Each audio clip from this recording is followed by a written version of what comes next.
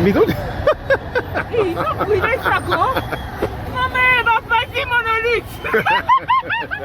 Jésus-Christ de Nazareth. Monolithe est ici.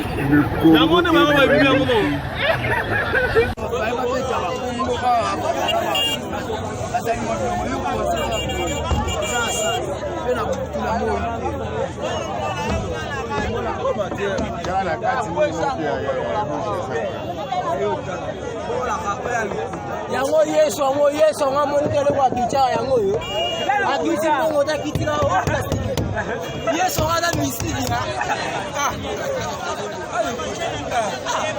kamera la mtuna jongo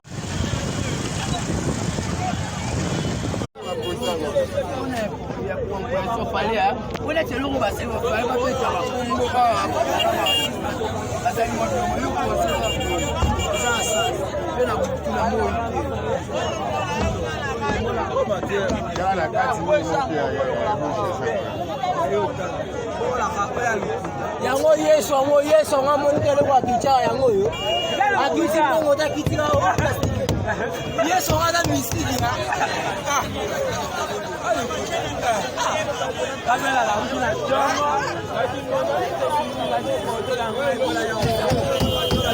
Naturalité. Bachaki yango kocha. Le samedi, il y a le sentinelle qui a il nous a dit que samedi, Mabele yango wana. Nangambu. Donc Mabele yango kuna na ngambu, omoni Mabele. Donc merci vraiment. Ponga na yokio eye yango moko. Ngape na yepo na yango.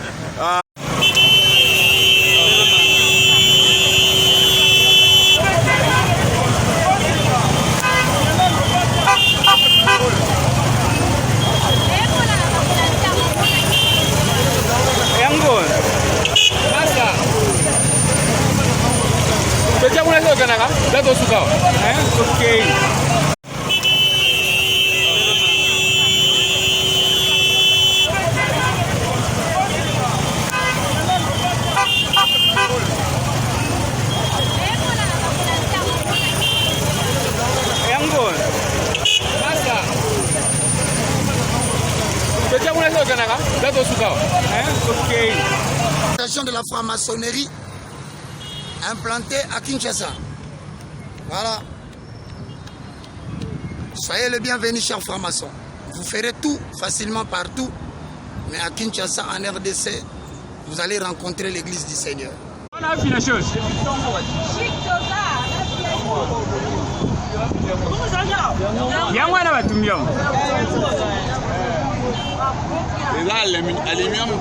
Eza libaya. Eza libaya.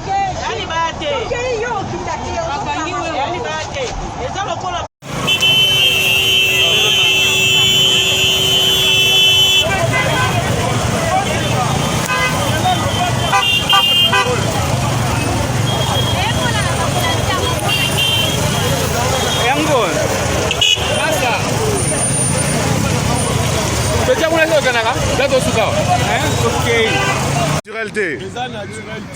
Bachaki yango kocha. Le samedi, il y a le sentinelle qui a il nous a dit que samedi, Mabele yango wana. Nangambu. Donc Mabele yango kuna na ngambu, omoni Mabele. Donc merci vraiment. Ponga na yokio eye yango moko. Ngape na yepo na yango. On a vu la chose.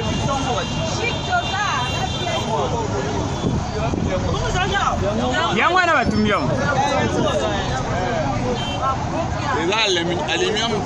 Eza libaya.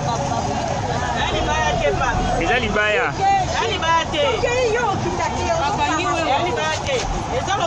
De la franc-maçonnerie implantée à Kinshasa. Voilà. Soyez les bienvenus, chers francs-maçons. Vous ferez tout facilement partout, mais à Kinshasa, en RDC, vous allez rencontrer l'église du Seigneur.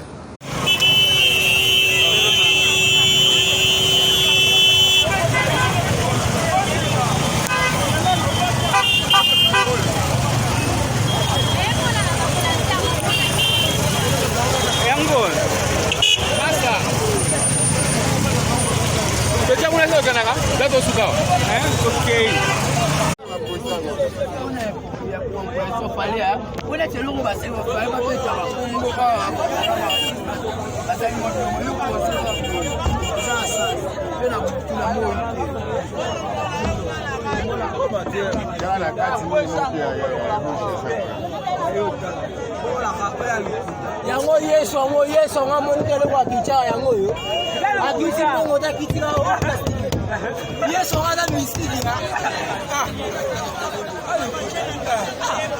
kamera la mtuna jongo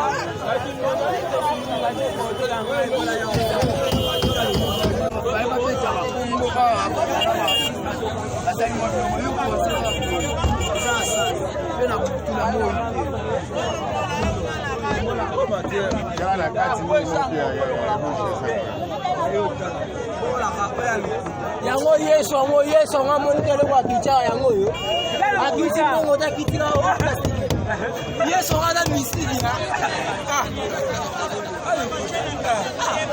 kamera la mtuna jongo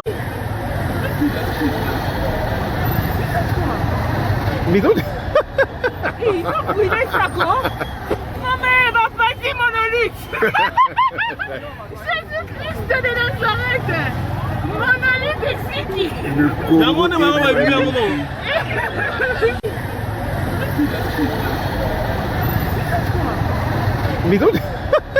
Il va brûler ça quoi? Non mais va passer Monolithe. Jésus-Christ de Nazareth. Monolithe est qui?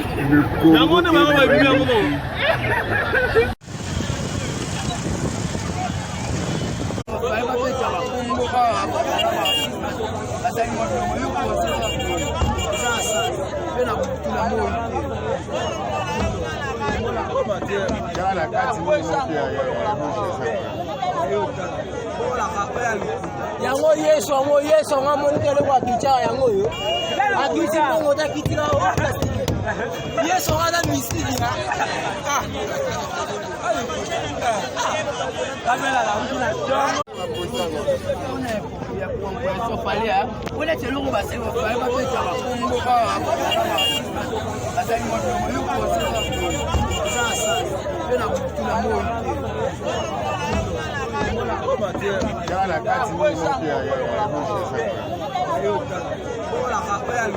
yango yeso ngamonitele kwa kicha yango yo akiti bongo ta kitila yeso ngada misili na kamera la mtuna jongo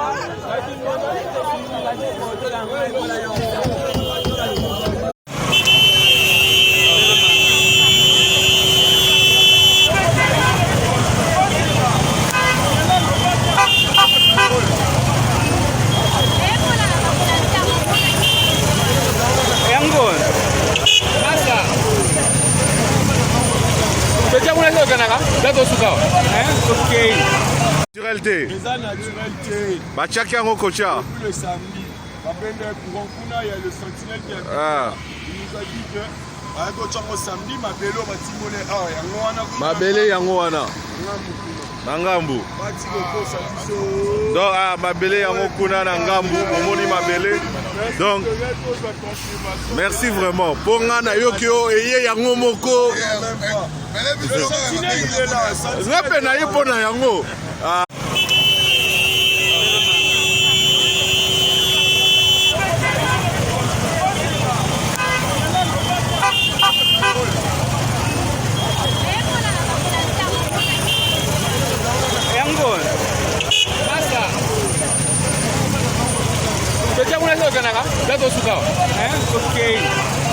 De la franc-maçonnerie implantée à Kinshasa.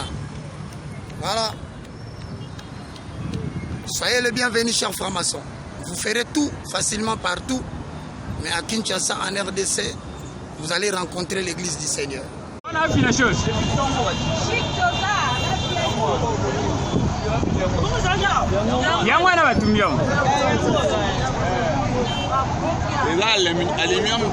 Eza libaya. Eza libaya.